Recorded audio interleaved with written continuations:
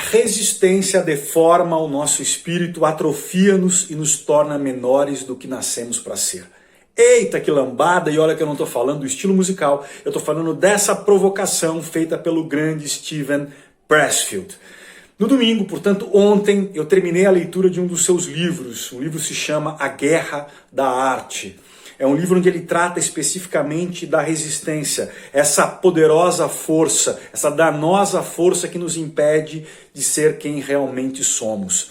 É um livro indicado para artistas, mas espera aí, não desliga não, continua comigo se você está achando que eu estou falando só dos meus colegas de palco. Não. Para Pressfield e para mim, artista é aquela pessoa que tem a coragem de viver seu propósito e fazer da sua vida uma obra de arte. Portanto, esse vídeo é para você. Se você é aquele que está esculpindo a sua prima-dona, ou se você ainda se encontra prisioneiro deste carrasco chamado resistência. Qual desses é você? Ou melhor, qual vida você está vivendo? Porque o Pressfield nos diz que a maioria de nós possui duas vidas. A vida que vivemos e a vida que existe dentro de nós, mas ainda não vivida. E o que separa uma da outra? A resistência. Quer saber qual é a sua vida? Quer saber se você está esculpindo a sua prima-dona ou refém da resistência? É só perguntar-se. Você é um escritor que não escreve, um pintor que não pinta, um empresário que nunca se aventurou no empreendimento de risco? Se você for um desses, você sabe o que é resistência e está refém dele. Quando esse monstro aparece, ele nos dá uma pista. Ele diz que esse monstro aparece com toda a força quando a gente tenta rejeitar uma gratificação imediata em favor de um crescimento, de saúde ou de integridade a longo prazo, ou de viver os nossos propósitos mais sublimes. É aí que ele aparece com toda a força.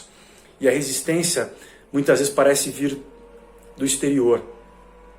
Você usa desculpas, você diz que essa resistência vem do seu cônjuge que não é parceiro o suficiente, do trabalho que não valoriza o seu talento, do seu chefe que lhe parece injusto, ou das crianças, pois é, que dão muito trabalho. Não, resistência vem de dentro. Como ele diz, resistência é medo. A resistência é tão astuta que ela não se apresenta, segundo ele, como medo. Ela usa disfarces. Porque se ela se apresentasse como medo, ele diz, a gente se sentiria tão envergonhado que a gente poderia começar a agir. Ela não quer que a gente haja. Então ela usa um disfarce. Ela não se apresenta como medo. Ela se apresenta como racionalização. Essa é a grande ferramenta da resistência. Ela, ao invés de usar o medo, ela usa a racionalização e, portanto, uma série de justificativas plausíveis, racionais, para não fazermos o nosso trabalho, para não fazermos aquilo que tem que ser feito. E como ele mesmo aponta, o que é particularmente insidioso a respeito dessas racionalizações que a resistência utiliza e nos apresenta, é que elas são legítimas, verdadeiras.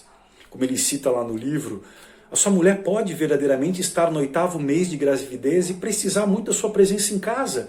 A sua equipe pode estar passando, ou o seu departamento, por um momento de implementação de uma reforma que está ocupando e consumindo muitas horas da sua vida. Você pode estar nesse momento não no melhor da sua forma física. No entanto, como ele mesmo diz, tudo isso não significa o mais importante. Significa nada. Tolstói tinha 13 filhos e escreveu Guerra e Paz. Lance Armstrong teve câncer e venceu por 4 vezes o Tour de France. Por definição, resistência é autossabotagem, segundo Pressfield. Uma coisa, como ele mesmo diz, é mentir para nós mesmos. Outra, bem diferente, é acreditar nessa mentira. Então, meu amigo, o lance é agir, é ir para a ação. Como ele diz, é ser profissional e não amador. E ele nos ensina, ele diz que o amador acredita que antes de agir ele precisa vencer o medo. E aí ele pode passar anos ou a vida procrastinando, tentando vencer o medo. O profissional não. O profissional age independente do medo, porque ele sabe que não existe guerreiro, não existe artista sem medo. Ele faz com medo, ele faz o que precisa ser feito apesar do medo. Eu adoro quando ele, em determinado momento do livro, diz o seguinte: Ele diz que a resistência engana o amador com o truque mais velho que se conhece, que é usar o próprio entusiasmo contra o amador. Porque a resistência faz com que esse amador mergulhe num projeto com uma programação irrealista, com uma programação tão ambiciosa que não vai ser cumprida. E aí a gente sabe, e a resistência sabe que esse amador não vai sustentar esse nível de intensidade e vai desistir. Ao contrário, o profissional, ele compreende a demora na gratificação. Ele é a formiga, não o gafanhoto. Ele é a tartaruga, não a lebre. O profissional arma-se de paciência. Então, meu amigo, seja um profissional da sua arte. Se inspire com o seu propósito. Treine para uma prova de resistência e vá para a ação no mundo real. Nada é mais legitimador do que a validação no mundo real, ainda que ela venha com fracasso, como ele mesmo diz. Ele cita em determinado momento do livro que o fracasso é o preço que se paga por estar na arena e não na arquibancada. E para terminar, eu adoro quando ele nos provoca a questionar se a gente está vivendo o nosso propósito, se perguntando: se você fosse a última pessoa no mundo, você ainda continuaria fazendo o que faz? Continuaria exercendo a sua atividade? Porque se você é a última pessoa do mundo, não existe mais ninguém para impressionar. Se você responde que continuaria fazendo, parabéns, você está no caminho. Você está realmente criando a sua grande obra-prima. Então, meu amigo, ele diz ao encerrar esse livro: você é um escritor inato? Você veio ao mundo para ser um pintor, um cientista, um apóstolo da paz? Essa pergunta só pode ser respondida de uma forma: com a ação. A ação que é fazer o seu trabalho. Atenda o pedido do Pressfield.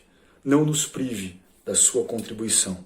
Dê-nos aquilo que você possui, a sua grande obra de arte. Forte abraço.